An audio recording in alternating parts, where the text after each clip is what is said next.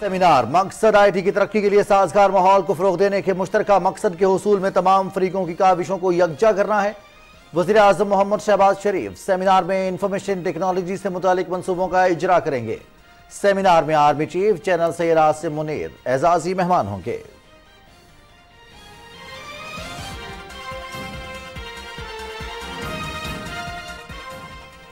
Ukraine کے وزیر خارجہ کی اسلام آباد آمد۔ وزیر خارجہ بلاول بھٹو زرداری نے معزز مہمان کا استقبال کیا۔ پاکستان یوکرین کے ساتھ دو طرفہ تعلقات اور تجارت بڑھانے کا خواہاں ہے۔ روس یوکرین جنگ میں انسانی جانوں کے ضیاع پر افسوس ہے۔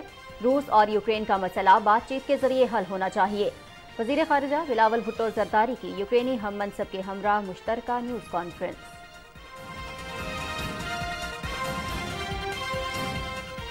کلاسیفائیڈ دستاویز کو پبلک نہیں کیا جا سکتا۔ سابق وزیر اعظم نے سائفر کو اپنی تحویل میں لیا۔ قومی سلامتی کو پس پوش ڈال کر سائفر کا بے دریغ استعمال کیا گیا۔ چیئرمین پی ٹی آئی نے ذاتی مفاد کی خاطر ملکی مفاد کو داؤ پر لگایا۔ عالمی سطح پر پاکستان کی ساکھ متاثر ہوئی، معاملہ زیر تفتیش ہے۔ ایف آئی اے نے تحقیقات کے لیے چیئرمین پی ٹی آئی کو 25 جولائی کو طلب کیا ہے۔ سیکرٹ ایکٹ کے تحت ایف آئی اے معاملے کی میرٹ پر تحقیقات کرے گی۔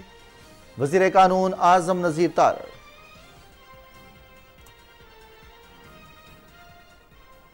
خیبر پختونخوا کے ضلع خیبر میں باڑہ بازار کے تحصیل کمپاؤنڈ میں دھماکہ اور فائرنگ سے 4 پولیس اہلکار شہید، متعدد زخمی۔ پولیس کی بروقت کارروائی سے کمپاؤنڈ بڑی تباہی سے بچ گیا۔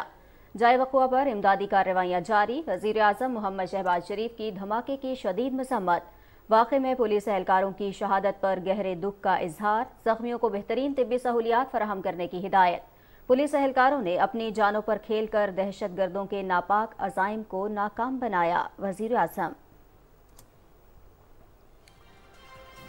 وزیر اعظم محمد شہباز شریف اور حمزہ شہباز منی لانڈرنگ کیس میں بھی سرخرو۔ وزیر اعظم محمد شہباز شریف، حمزہ شہباز اور سلمان شہباز سمیت دیگر ملزمان بری۔ لاہور کی احتساب عدالت کا بریت کی درخواست پر فیصلہ۔ توشہ خانہ فوجداری کیس میں الیکشن کمیشن کے دونوں گواہوں کے بیان مکمل۔ گواہ کے مطابق چیئرمین پی ٹی آئی نے 2018-19 میں توشہ خانہ سے 2 کروڑ 15 لاکھ روپے کے 4 تحائف لیے 58 ملین میں فروخت کر دیے۔ توشہ خانہ کے مطابق تحائف کا تخمینہ 107 ملین تھا۔ ملزم نے الیکشن کمیشن میں جھوٹا بیان جمع کرایا۔ گواہوں کے بیان پر کل جرح ہوگی۔ چین کے تعاون سے تیار کردہ مزید 054 الفا فریگیٹس پی این ایس شاہجہان اور پی این ایس ٹیپو سلطان کی بحری بیڑے میں شمولیت۔ دونوں جہاز جدید ہتھیاروں اور سینسر سے لیس ہیں۔ وزیر دفاع خواجہ محمد آصف نے جہازوں کی کمانڈ اسکرالرز کمانڈر پاکستان فلیٹ کے حوالے کی۔ جہازوں کی شمولیت سے سمندری حدود اور مفادات کا دفاع مزید مضبوط ہوگا۔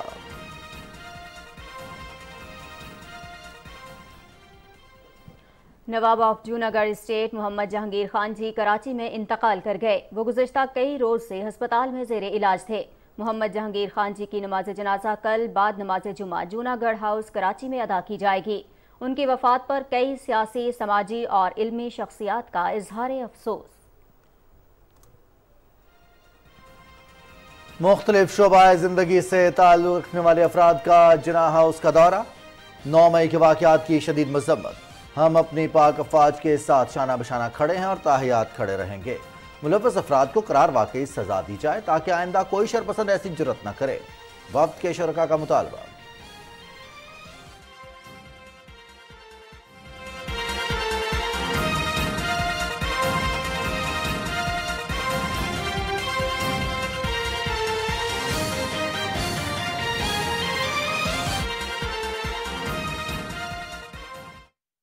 السلام علیکم ناظرین، نیوز شو 86 کے ساتھ میں ہوں رضوان علی احمد۔ میں ہوں نازیہ کمل۔ اہم خبریں آپ نے جانی۔ پروگرام میں سب سے پہلے بات کریں گے قومی آئی ٹی سیمینار کی جو اسلام آباد میں جاری ہے۔ سیمینار میں آئی ٹی ماہرین اپنی تجاویز پیش کر رہے ہیں۔ وزیر اعظم محمد شہباز شریف سیمینار میں انفارمیشن ٹیکنالوجی سے متعلق منصوبوں کا اجرا کریں گے۔ سیمینار کا اہتمام خصوصی سرمایہ کاری سہولت کونسل کے تحت کیا جا رہا ہے۔ اس سیمینار میں army chief general Syed Asim Munir اعزازی مہمان ہوں گے۔ سیمینار کے ابتدائی سیشن میں سی ای او اگنائٹ عاصم شہریار حسین نے ملک میں آئی ٹی کے حوالے سے ہونے والی پیش رفت سے آگاہ کیا۔ معروف عالمی میگزین فوربس میں 5 پاکستانیوں کو آئی ٹی کے شعبے میں اہم خدمات سر انجام دینے کے باعث جگہ دی گئی۔ نیشنل آئی ٹی سیمینار کا مقصد آئی ٹی کی ترقی کے لیے سازگار ماحول کو فروغ دینے کے مشترکہ مقصد کے حصول کے لیے تمام سٹیک ہولڈرز کی کاوشوں کو یکجا کرنا ہے۔ سیمینار علم پر مبنی معیشت کی تشکیل اور ملک کی پائیدار ترقی کو یقینی بنانے میں اہم کردار ادا کرے گا۔ آئی ٹی انڈسٹری کی بے پناہ صلاحیت، آٹومیشن، ڈیجیٹلائزیشن، بزنس پروسیس ری انجینئرنگ اور مصنوعی ذہانت کے انضمام کے ذریعے دیگر صنعتوں کو بھی تقویت دی جا سکتی ہے۔ سیمینار میں آئی ٹی سیکٹر پر نئے بجٹ اثرات، صنعتی منظرنامہ، آئی ٹی برآمدات کو مختصر سے وسط مدت تک بڑھانے کے اقدامات پر غور کیا جا رہا ہے۔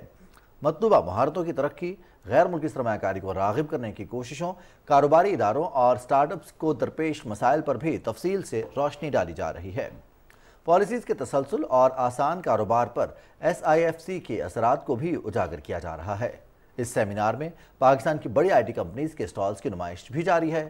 سیمینار میں destination Pakistan, tech left boot camp, خواتین باغ کے لیے پہلا knowledge park, agri tech incubator Faisalabad اور centre of excellence in gaming and animation بھی شامل ہیں۔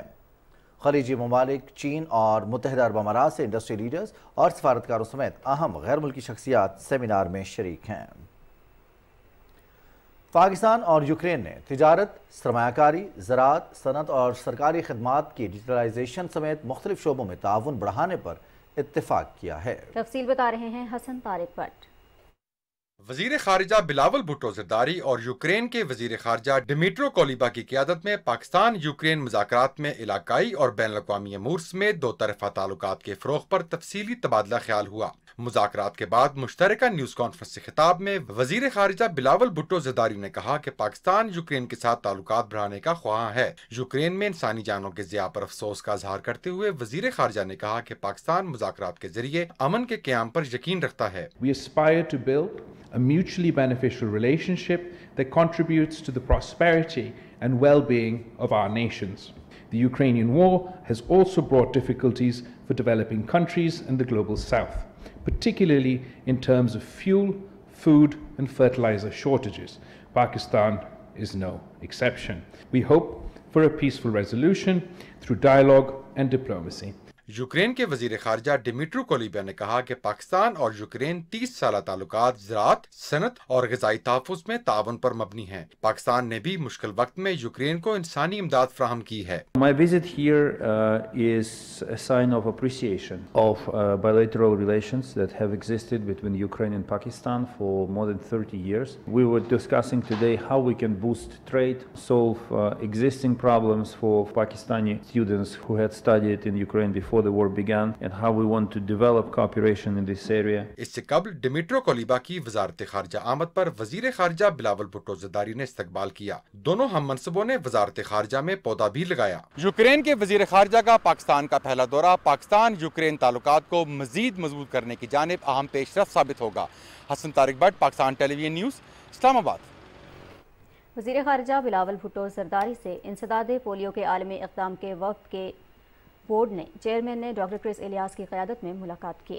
وفد نے پولیو وائرس کے تدارک میں پاکستان کی جانب سے پیش رفت کو سراہا۔ وزیر خارجہ نے انسداد پولیو کے لیے پاکستان کے عزم کو دہرایا۔ وزیر قانون اعظم نذیر تارڑ کہتے ہیں کہ کلاسیفائڈ دستاویز کو پبلک نہیں کیا جا سکتا، اس لیے سائفر معاملہ مزید کارروائی کے لیے ایف آئی اے کو بھیجا گیا ہے۔ اسلام آباد میں نیوز کانفرنس سے خطاب کرتے ہوئے وزیر قانون کا کہنا تھا کہ آفیشل سیکرٹ ایکٹ کو سامنے رکھتے ہوئے ایف آئی اے معاملے کی میرٹ پر تحقیقات کرے گی۔ ایف آئی اے نے چیئرمین پی ٹی آئی کو 25 جولائی کو طلب کیا ہے۔ انہوں نے کہا کہ چیئرمین پی ٹی آئی نے ذاتی مفاد کی خاطر قومی سلامتی کو خطرے میں ڈالا۔ عالمی سطح پر پاکستان کی ساکھ متاثر ہوئی۔ وہ ڈاکومنٹ تھا سائفر کا جو کہ وزیر اعظم اس وقت کے نے اپنی تحویل میں لیا اور اس کو ایک جلسے میں انفارچونیٹلی استعمال کیا، اور اس کے بعد وہ واپس کبھی بھی جو متعلقہ محکمہ ہے اس کو لوٹایا نہیں گیا۔ پہلی بات تو یہ ہے کہ وہ ڈاکومنٹ جو ہے وہ پبلک نہیں کیا جا سکتا، کسی سے شیئر نہیں ہو سکتا۔ یہ ایک ایسی انفارمیشن ہے جو کہ دو جو ممالک ہیں ان کے تعلقات کے بارے میں تھی۔ جس بے دریغ طریقے سے اس ڈاکومنٹ کا استعمال کیا گیا قومی سلامتی کو پس پش ڈالتے ہوئے اور پاکستان کے جو تعلقات ہیں ایک دوست ملک کے ساتھ ان کو پس پش ڈالتے ہوئے تو وفاقی حکومت نے سارے جو اس کے پہلو تھے ان کو سامنے رکھتے ہوئے یہ معاملہ انکوائری کے لیے FIA کو بھجوایا تھا، جو کہ قانون کی منشا ہے۔ ایک سوال کے جواب میں وزیر قانون نے کہا کہ آرمی ایکٹ کے تحت سویلین کے ٹرائل آج سے نہیں گزشتہ 5 دہائیوں سے ہو رہے ہیں۔ عسکری تنصیبات پر حملوں سے متعلق کارروائی بھی آرمی ایکٹ کے تحت ہی ہوتی ہے۔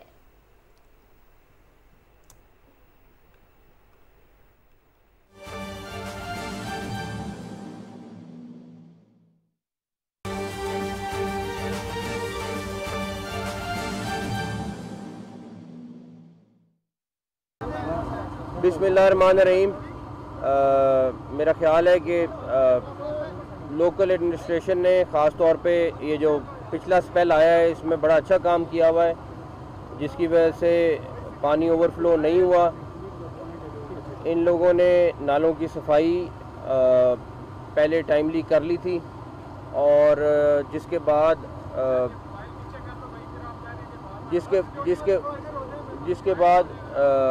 میرا خیال ہے کہ اگر بارش 205 mm بارش ہوئی ہے، جو میرے خیال میں کافی زیادہ بارش تھی، اور پچھلے عرصے میں جب اتنی بارش ہوتی تھی تو کافی زیادہ پانی اوور فلو ہوتا تھا۔ ابھی یہ کہہ رہے ہیں کہ نالا لئی کا یہ ایک پروجیکٹ ہے، ہم انشاءاللہ تعالی ڈاکٹر صاحب آلریڈی اس کے اوپر پرسو بھی کر رہے ہیں۔ ہم کوشش کریں گے کہ اگر اس کو کسی بھی فارم میں ہم اپروو کر سکیں تاکہ پنڈی کا ایک دفعہ یہ مسئلہ پرماننٹلی حل ہو جائے، تو وہ لمبا چوڑا منصوبہ نہیں ہے لیکن اس سے پرماننٹلی سولوشن نکل آتا ہے، تو اس کے اوپر ہم کام کرتے ہیں، جا کے دیکھتے ہیں کہ کیا ہو سکتا ہے، تو اس کے اوپر بھی ہوپ فلی ہم آپ کو جلدی کوئی نہ کوئی سولوشن نکال دیں گے۔ دیکھیں ان کو جو اگر پنڈی کے لیے جو وسائل ان کو چاہیے ان کو پرووائڈ کریں گے انشاءاللہ تعالی۔ ہماری کسی طرح بھی یہ خواہش نہیں ہے، یا اللہ نہ کرے کوئی ہو کہ یہ ڈوبے کسی بھی طریقے سے علاقہ، تو اگر ان کو اور بھی ریسورسز چاہیے ہوں گے وہ اویلیبل کر دیں گے۔ کمشنر صاحب دیکھ لیں، تجاوزات آلریڈی یہ آپریشن کر رہے ہیں، لیکن اگر کہیں پہ کمی رہ گئی تو پوری کر دیں گے۔ میں پنڈی 2-4 دفعہ ہاسپٹلس کے چکر لگا گیا ہوں، آپ کو انشاءاللہ اگلے ہفتے میں جو آپ کے مین ہاسپٹلز ہیں ان کے لیے آئی تھنک فنڈ کچھ کے جاری ہو گئے ہیں، کچھ کے جاری کر رہے ہیں، ہم ان کو پورا جو ریویمپ کر سکتے ہیں فوری طور پہ وہ کر رہے ہیں۔ وہ جو ایک ہاسپٹل کی بات کی اس کو بھی انشاءاللہ تعالیٰ میرا خیال ہے اگلے ہفتے میں اس کا بھی سلوشن نکل آئے گا۔ مشینری کی ضرورت ہی نہیں پڑے گی، اگر اس کا یہ حل نکال دیا جو ابھی یہ بتا رہے ہیں تو ایک دفعہ وہ خرچہ تو ہو جائے گا۔ ابھی بھی دیکھیں 12 کروڑ روپیہ تقریباً لگا ہے سارے اوور آل، 15 چھوٹے نالے ایک بڑا نالا ہے ان کی صفائی میں، تو ایک دفعہ اگر یہ پرماننٹلی سلوشن نکل آتا ہے تو اس کے بعد مشینری کی ضرورت نہیں پڑے گی۔ نگراں وزیر اعلیٰ پنجاب محسن نقوی نالا لئی کے دورے کے موقع پر میڈیا سے گفتگو کر رہے تھے۔ انہوں نے کہا کہ انتظامیہ کے بروقت اقدامات کی بدولت بارشوں کے باعث کسی بڑے نقصان کا سامنا نہیں کرنا پڑا۔ انتظامیہ نے بارش کے دوران اچھا کام کیا ہے، مزید بہتری کے لیے بھی اقدامات جاری رکھیں گے۔ راولپنڈی کے مسائل کے لیے تمام ضروری وسائل فراہم کیے جائیں گے۔ اور ناظرین، خطے کی بدلتی صورتحال کے تناظر میں پاک بحریہ کی استعداد کار میں اضافے کے لیے اقدامات جاری ہیں۔ پاکستان نیوی میں type 054 alpha frigates PNS Shah Jahan اور ٹیپو سلطان کو شامل کیا گیا ہے۔ اس سلسلے میں کراچی میں ہونے والی تقریب کے مہمان خصوصی وزیر دفاع خواجہ محمد آصف تھے۔ کراچی ڈاک یارڈ آمد پر نیول چیف ایڈمرل محمد امجد خان نیازی نے ان کا استقبال کیا۔ PNS شاہجہان اور ٹیپو سلطان جدید ہتھیاروں اور سینسر سے لیس اور کثیر خطرات کے ماحول میں آپریشن کرنے کی صلاحیت رکھتے ہیں۔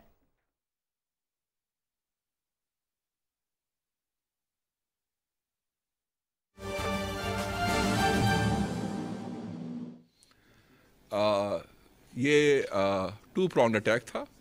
ایک اٹیک فرنٹل کی طرف سے آیا ہے سوسائڈ بامبر کا، اور ایک نے ریئر ڈور کو اٹیک کیا ہے۔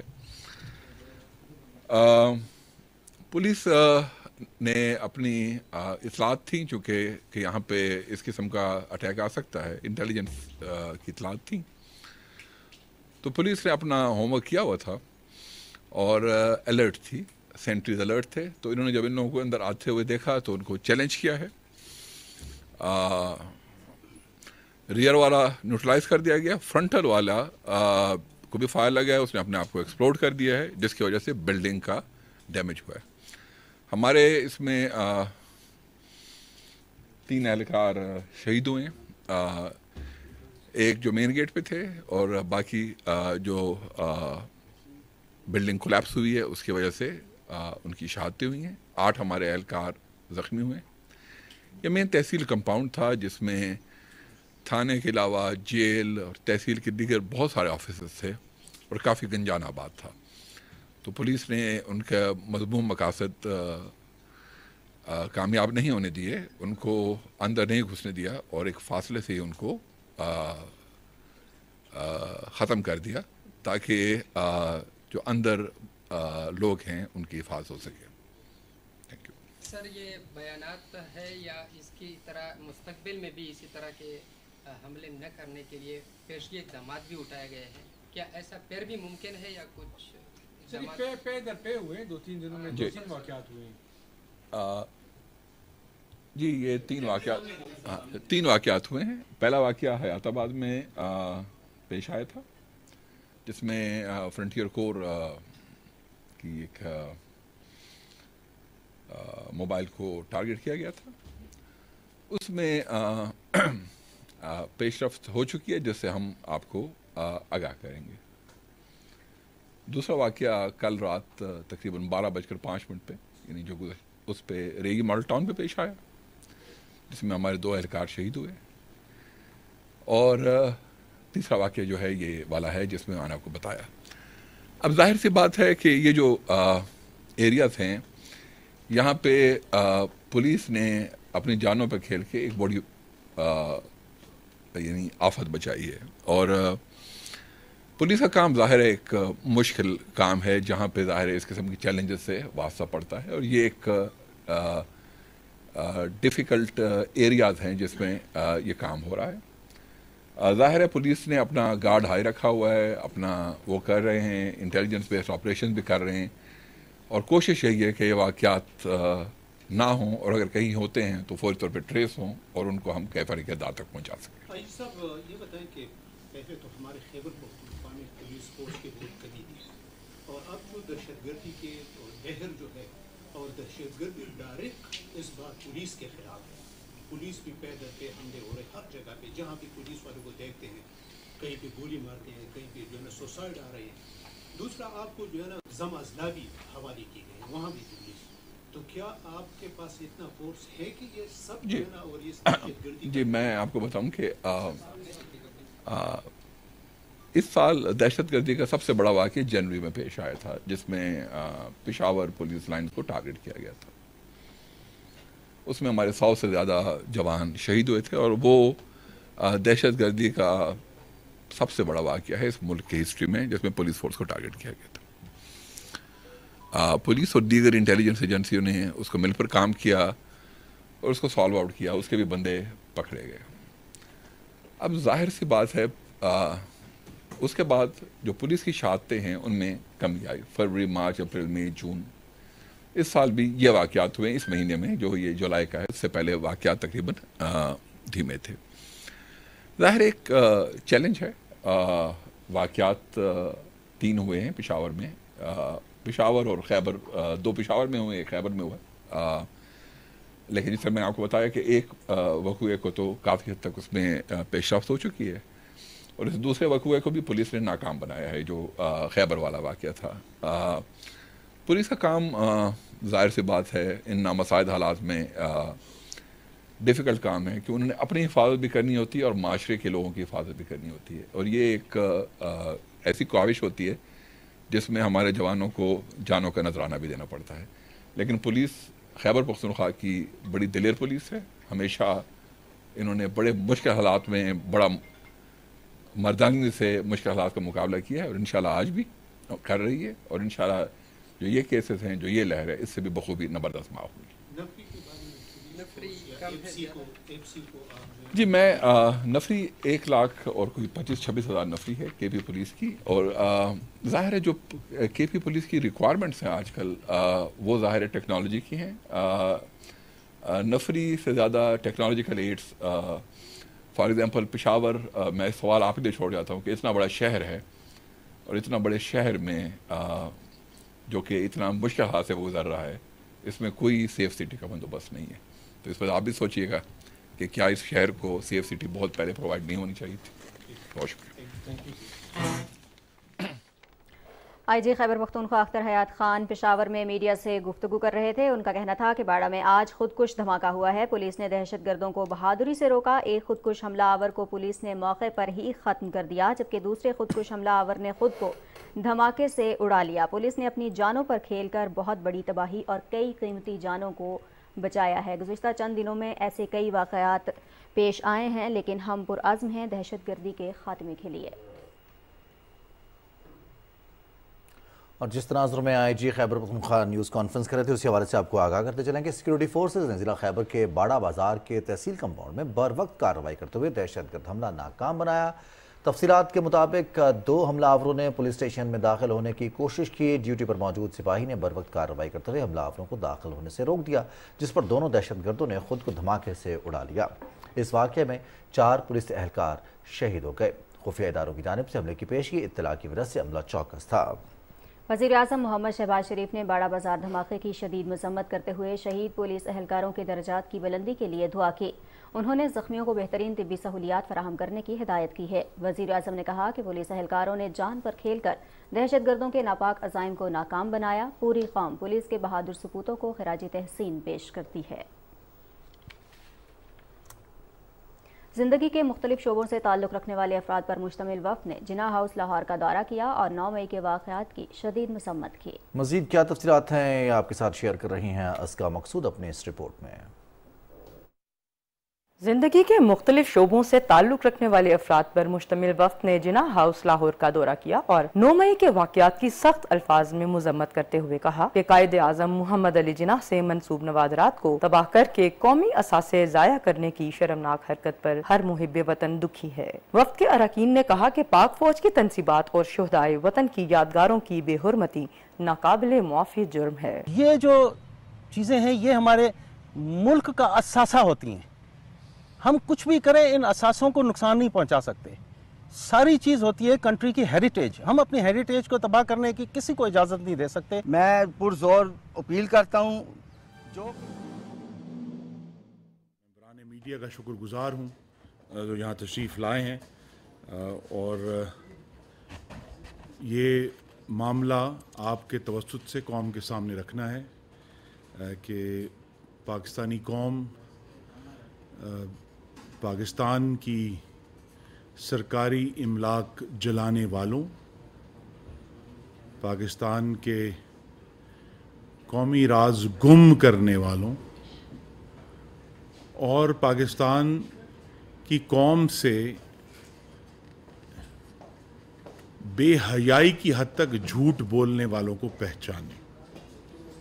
یہ استدعا اور گزارش ہے کیونکہ اب یہ معاملہ جو مارچ 2022 سے ایک سائفر کے ذریعے شروع ہوا تھا، وہ اس کھوکھلی اور جھوٹ کی بنیاد پر بنائی گئی عمارت اب مکمل طور پر زمین بوس ہو چکی ہے، منہدم ہو چکی ہے. اور جس جھوٹ کی بنیاد پر قوم کو گمراہ کیا گیا، نوجوانوں کو گمراہ کیا گیا، اب وہ جھوٹ اپنی پوری حشر سامانی اور برنا ہو کر قوم کے سامنے آ گیا کہ سائفر نامی جو کہ ایک سفارتی مراسلے کو انگریزی میں سائفر کہا جاتا ہے، اس کو ہوا میں نہ صرف لہرایا گیا بلکہ ایسی دستاویز جس کے اوپر جلی حروف میں ہر سائفر پر لکھا ہوتا ہے کہ وہ سیکرٹ ہے. وزیر اعظم جو سابق سلیکٹڈ وزیر اعظم ہیں، اب 2 گواہیاں آئی ہیں. پہلی گواہی سلیکٹڈ سابق وزیر اعظم نے خود دی. وہ ٹیلی ویژن کہ ایک انٹرویو میں اس کا اعتراف جرم کر چکے ہیں کہ سائفر ان سے گم ہو گیا.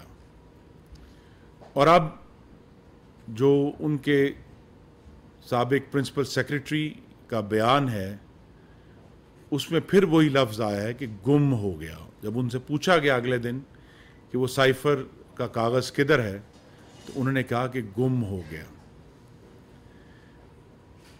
اس میں دو قانونی پہلو ہیں. ایک پہلو تو آپ سب کے سامنے آ چکا ہے کہ آفیشل سیکرٹس ایکٹ کی یہ خلاف ورزی ہے کہ ایک ایسا معاملہ جس کا تعلق پاکستان کی تحفظ اور سلامتی سے ہو، اگر اس میں کوئی عدم توجہی بھی دکھائے گا، بد احتیاطی کرے گا، تو وہ آفیشل سیکرٹس ایکٹ کی خلاف ورزی ہوگی، اس پر قانونی چارہ جوئی ہوگی. لیکن عوام کے سامنے یہ بھی میں کھل کر کہنا چاہتا ہوں کہ سابق سلیکٹڈ وزیر اعظم نے بطور وزیر اعظم ایک حلف اٹھایا تھا. وہ حلف ہم سب نے بھی اٹھایا ہے،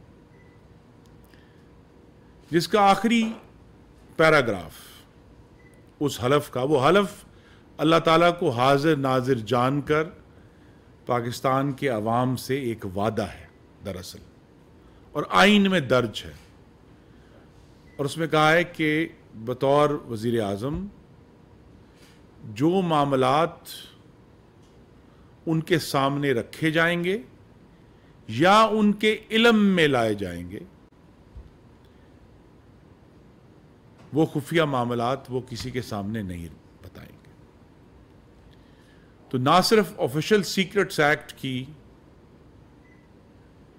ایک بہت ہی مذموم وائلیشن ہوئی ہے، بلکہ جو ایک حلف ہر سرکار کا عہدیدار، خاص طور پہ منتخب عہدیدار، عوام کے سامنے ایک وعدے کی صورت میں کرتا ہے اللہ تعالیٰ کو حاضر ناظر جان کر، اس سے روح گردانی ہوئی ہے. سائفر جو سفارتی مراسلہ ہے وہ ایک نہیں ہے. ہر روز درجنوں کی تعداد میں پاکستان کے سفراء، پاکستان کے مشن جو پوری دنیا میں موجود ہیں، وہ اپنا مراسلہ حکومت کو بھجواتے ہیں، جو وزارت خارجہ کے علاوہ چیف آف آرمی اسٹاف، وزیر اعظم پاکستان اور صدر پاکستان تک جاتا ہے. تو اس مراسلے کا جو اصل متن ہے اس کو صرف 4 آنکھیں پڑھ سکتی ہیں. 4 عہدیدار ہیں ملک کے اعلیٰ ترین جو اس کو پڑھتے ہیں. اس مراسلے کے الفاظ کو تروڑ مروڑ کر اپنی اقتدار کی ہوس کا ایندھن بنایا ہے سلیکٹڈ سابق وزیر اعظم نے. تو یہ انتہائی مذموم عمل ہے کہ آپ قوانین کے ساتھ بھی کھیل رہے ہیں، آپ عوامی مفادات سے بھی کھیل رہے ہیں، آپ قومی مفادات سے بھی کھیل رہے ہیں. کیونکہ اس عمل سے پاکستان کی خارجہ تعلقات کو سخت ترین نقصان پہنچا اور پوری دنیا کو یہ پیغام گیا کہ کسی پاکستانی سفارتکار سے کی گئی کوئی بات محفوظ نہیں ہے، وہ اگلے دن پاکستان کے عوامی جلسوں میں بھی لہرائی جا سکتی. تو لہذا جو دوسرے ممالک ہیں جن کے پاکستان سے دیرینہ تعلقات ہیں، سفارتی تعلقات ہیں، وہ پاکستان سے گفتگو میں، پاکستان سے ان کا جو ایک خارجہ تعلقات کا پورا میکنزم ہے اس سے پیچھے ہٹے. تو سلیکٹڈ سابق وزیر اعظم کو تو آئینی طریقے سے ان کی حکومت کو ہم نے پارلیمان میں ووٹ کے ذریعے ختم کیا، لیکن جو خارجہ پالیسی کو وہ نقصان پہنچا گئے اس کا ازالہ کرنے میں بہت محنت کرنی پڑ رہی ہے. مالی نقصان پورا کیا جا سکتا ہے، ساکھ کا نقصان پورا نہیں کیا جا سکتا. ریپوٹیشنل لاس کی ناٹ بی ری گینڈ. پھر وقت لگتا ہے اعتماد کو بحال کرتے ہوئے. تو لہذا ایک ایسا سائفر جس کے بارے میں قومی سلامتی کمیٹی نے ایک سے زائد دفعہ اپنی رائے دی کہ وہ ضرور اس کی جو زبان تھی وہ پاکستان کے اندرونی معاملات میں مداخلت قرار دی جا سکتی ہے، اس پر فارن آفس نے بلا کر ایک وارننگ دی امریکہ کو، جس کو ڈیمارش کہا جاتا ہے، فرانسیسی زبان کا لفظ ہے. لیکن کسی بھی طرح وہ سائفر پاکستان کی حکومت میں تبدیلی، پارلیمان کے متعلق نہیں تھا. تو جو تیسرا جرم عمران خان نے کیا، پہلا جرم ہے آفیشل سیکرٹس ایکٹ کی وائلیشن، دوسرا جرم ہے اپنے حلف سے روگردانی. اور یہ حلف سے روگردانی کو میری گزارش ہے کہ ہلکا مت لیا جائے. اس کا براہ راست تعلق اس چیز سے ہے کہ کیا حلف پورا نہ کرنے کا مطلب ہے کہ وہ شخص صحیح معنوں میں صادق اور امین نہیں ہے. جتنے بھی خفیہ معاملات اس ملک کے عہدیدار ہونے کے ناطے ہمارے سامنے ہیں، وہ ہمارے پاس امانت کے طور پر آتے ہیں. اور یہ تمام منتخب نمائندوں کا فرض ہے کہ وہ اس امانت کو جلسوں کا ایندھن بنا کر اس میں خیانت نہ کریں. یہ کام عمران خان نے کیا. اور اسی طرح جو صادق ہونے کی بات ہے، سچا ہونے کی بات ہے، سائفر میں کہیں نہیں لکھا جو عمران خان نے کہا اور جھوٹا دعویٰ کیا، قوم کو گمراہ کیا کہ جی امریکہ نے تو پیسے دیے تھے تحریک عدم اعتماد کے لیے، امریکہ نے تو رجیم چینج کروایا ہے. اس سازش میں انہوں نے کہا کہ پاکستان کی افواج بھی شریک ہیں، یہ اپوزیشن بھی، اس وقت کی اپوزیشن جو پی ڈی ایم ہے وہ بھی شریک ہے.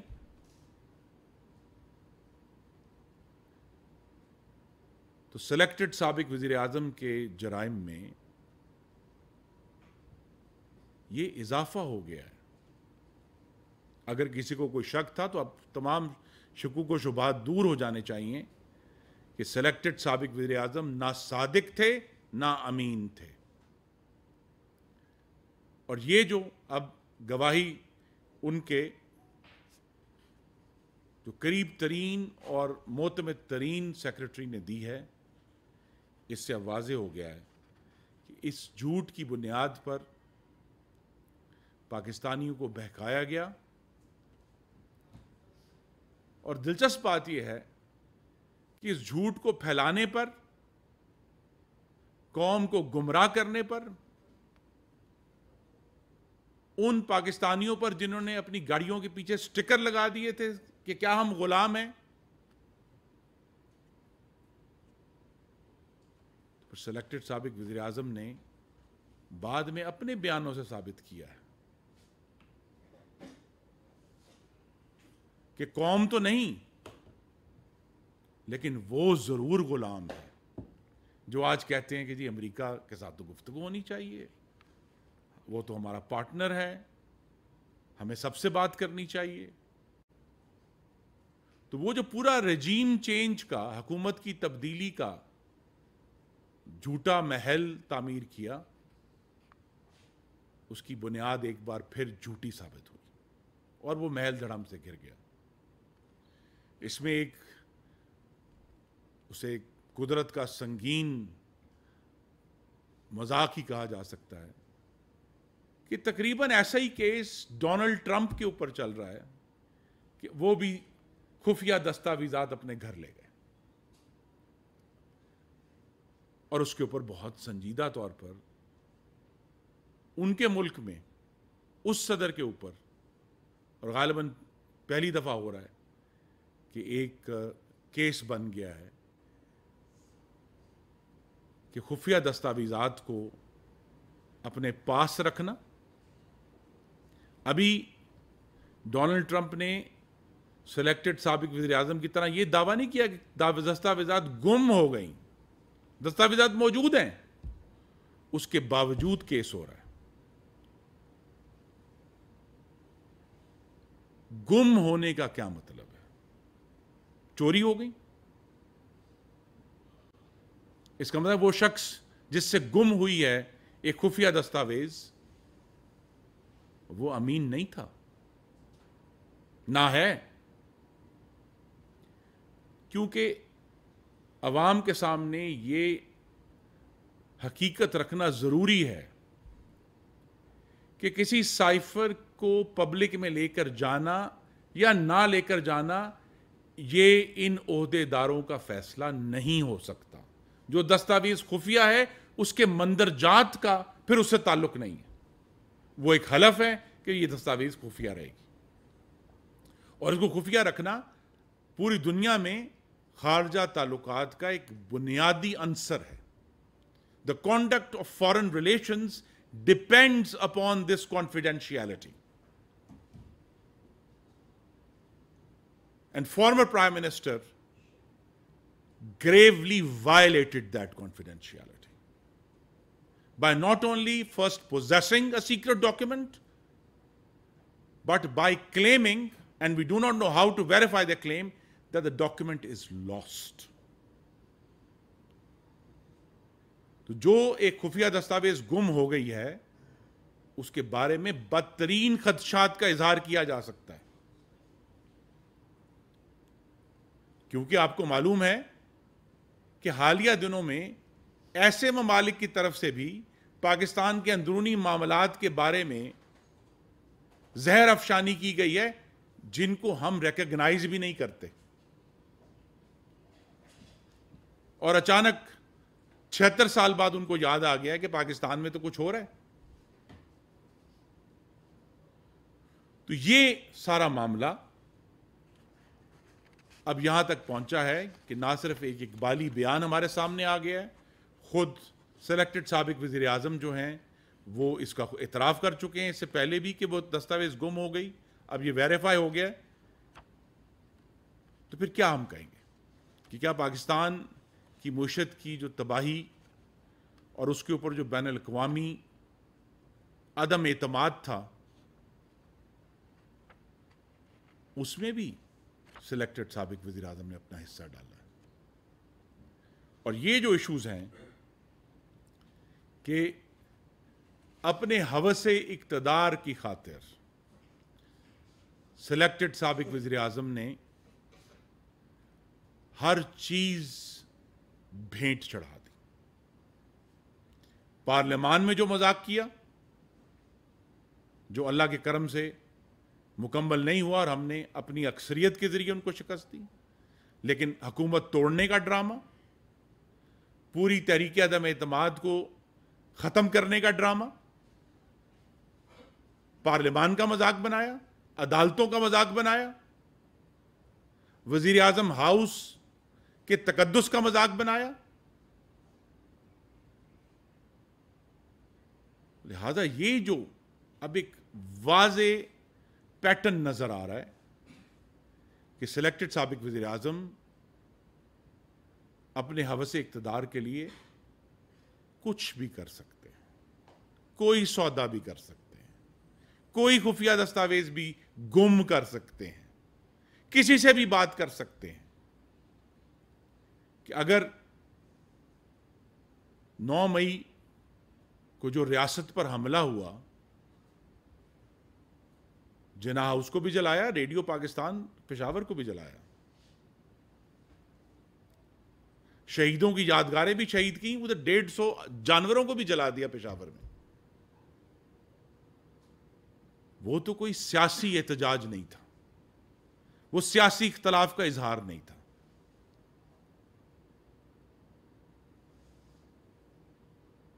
तो वो सब लोग जो इसमें शामिल थे, जिन्होंने इस मज़मूम साइफर की साजिश में शिरकत की, फिर 9 मई को पाकिस्तान की रियासत पर हमले में शिरकत की, उसकी साजिश की, सेडिशियस कंस्पिरेसी की, उन्हें इंशाअल्लाह ہم قانون کے کٹہرے میں لے کر آئیں گے.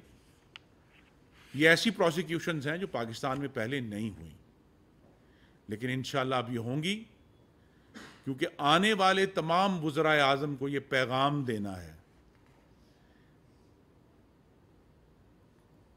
کہ آنے والے جو بھی وزیر اعظم ہوگا کہ آپ خفیہ دستاویز گم نہیں کر سکتے. یہ قابل قبول نہیں ہے. آپ خفیہ دستاویز کی بنیاد پر سیاست نہیں کر سکتے. یہ قابل قبول نہیں ہے. آپ پاکستان کے خارجہ تعلقات کو اپنے اقتدار کی ہوس کی بھینٹ نہیں چڑھا سکتے. یہ قابل قبول نہیں ہے. یہ پیغام آپ کے توسط سے آج دینا ہے. میں بہت شکر گزار ہوں. جی جی عمران خان تو دوبارہ وزیر اعظم ہونے تک بہت برے ہی رہیں گے، لیکن جو یہ ہمارے سرکاری افسران تھے، سیکرٹری خارجہ اور اعظم خان صاحب، یہ جو خاموش رہے ہیں تقریباً 1.5 سال، ان کے خلاف ایک تو کیا کارروائی ہوگی؟ کیونکہ یہ تو تقریباً 20 سے 25 سال کا کیریئر رکھتے ہیں اور تمام تر قانونی امور کو بھی یقینی طور پہ یہ سمجھتے ہوں گے. ایک تو اس کے حوالے سے پلیز بتا دیں. دوسرا یہ کہ سر ایسا کیوں ہے کہ لاسٹ ایئر مارچ سے یہ دستاویز گما ہوا ہے یا شاید چوری ہوا ہے کہ شاید ان کے گھر سے ہی یہ برآمد ہو جائے؟ تو کیوں ہمارے تمام تر ادارے اتنے غافل ہیں اس اتنے اہم اور اتنے حساس ڈاکومنٹ کے حوالے سے کہ نہ تو آج تک ان کی بنیگالہ کی رہائش گاہ پہ کبھی کوئی سرچ کیا گیا، نہ ہی لاہور میں کوئی اس طرح کا سرچ ہوا. جب وہ گرفتار بھی ہوئے 2 سے 3 روز کے لیے تو اس دوران بھی کوئی اس طرح کی پوچھ گچھ نہیں ہوئی، بلکہ بس ان کی گرفتاری کے دوران بھی ان کی ملاقاتوں کی بھی بدقسمتی سے اجازتیں ملی. تو اس سارے کے حوالے سے جی نمبر 1 لاہور میں سرچ ہوا. آپ سب نے رپورٹ کیا کہ ان کے گھر پہ سرچ ہوا ہے. ہاں اس ڈاکیومنٹ دیکھیے، یہ ڈاکیومنٹ مجھے نہیں معلوم کیونکہ ہم نے تو نہیں دیکھا کہ وہ کتنے صفحے تھے. جہاں تک آپ کی بات درست ہے کہ یہ دونوں افسران، خاص طور پہ سیکرٹری ٹو پرائم منسٹر، ان کی ذمہ داری تھی کہ وہ اس کاغذ کو کی بازیابی کے لیے ایک باقاعدہ کوشش کرتے اور بجائے 1.25 سال بعد ایک اقبالی بیان دینے کے اس وقت ریٹن ایویڈنس پرائم منسٹر کو کنفرنٹ کیا جاتا کہ آپ یہ کام نہیں کر سکتے. انہوں نے صرف یہ کہا ہے اقبالی بیان میں کہ جب اگلے دن انہوں نے پرائم منسٹر سے پوچھا کہ وہ کہاں کاغذ کہاں ہے، تو پرائم منسٹر نے کہا کہ وہ گم ہو گیا ہے. تو لہذا ان کا یہ فرض تھا کہ، اور اس پر بھی ابھی جب یہ معاملہ آگے بڑھے گا عدالت میں تو پھر ضمنی طور پر ان سے بھی باز پرس کی جائے گی یا تفتیش کے دوران باز پرس کی جائے گی کہ انہوں نے اس کاغذ کو ریٹریو کرنے کے لیے کہا گیا. لہٰذا وہ مکمل طور پر اس سے بری ذمہ نہیں ہو سکتے. آج 1.5